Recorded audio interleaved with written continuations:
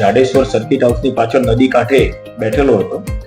એ દરમિયાન એક અજાણ્યો ઈસમ એમની આ બંનેની પાસે આવેલો અને એમને પોતે પોલીસ છે એવી ઓળખ આપેલી અને બંને કેમ અહીંયા બેઠા છો એમ કરીને બંનેને ડરાવે ધમકેલા, તમારા પિતાને બોલાવવા પડશે એમ કહીને એમને ડરાવેલા અને એમની પાસે જે કંઈ હોય આપી દેવા કહેલું.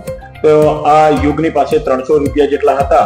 એ રકમ કે આ જે અજાણ્યો માણસ હતો એને પડાવી લીધેલી યુગ પાસેથી અને પછી આ યુગ પાસે એક મોટરસાયકલ પણ હતું.